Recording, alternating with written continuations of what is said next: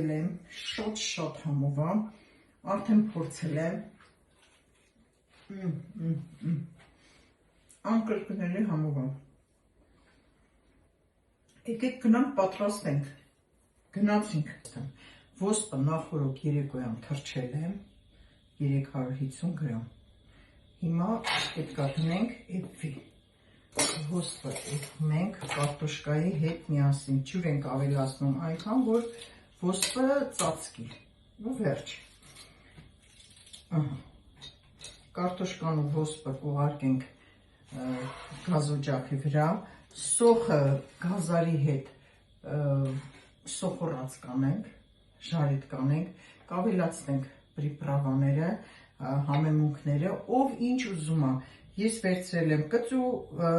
աղացած բիբար, քաղցր աղացած բիբար, աղ, սև բիբար, սպիտակ բիբար, մի փունջ սամիտ, մի փունջ համեմ, 3 հատ ծու, մի ծուն գցելու եմ մեջը, 2 ծունել պաքսիմատի հետ, ձվի մեջ, հետո պաքսիմատ մեջ ու ժարիտ ենք անում։ Լցնում եմ պրիպրավան, սոխի վրա, ստեղ ժարիտ է լինում, իսկ ստեղ բանը, ոսպը ու կարտոշկան խաշկանը։ Մենք մսաղացով, սոխորացնեմ հետևսի սոխորացնա, կանանչին,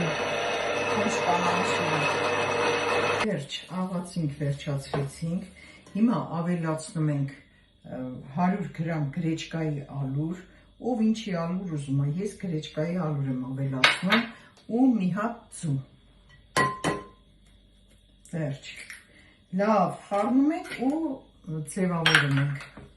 Այսինքն ձեռքով կոտլետներ ենք անում, ով որ ուզում է թող պերճատկա հագնի, ես պերճատկա չեմ հագնում, իմ տան համար եմ պատրաստում, ինձ համար եմ պատրաստում,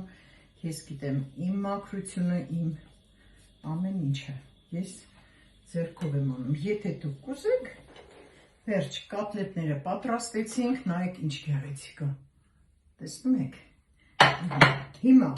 հատ-հատ թաթախում ենք ձվի մեջ, պաքսիմատի մեջ,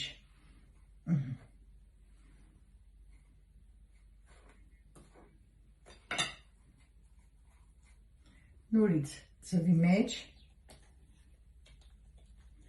պաքսիմատի մեջ և այսպես 2 անգամ,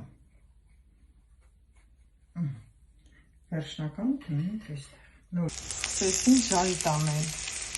նայեք ժողովուրդ ջան, ինչ ընկերություն, ինչ խոտանգել, ընկրկնելի, ոսպով կոտլետները պատրաստ է, նայեք,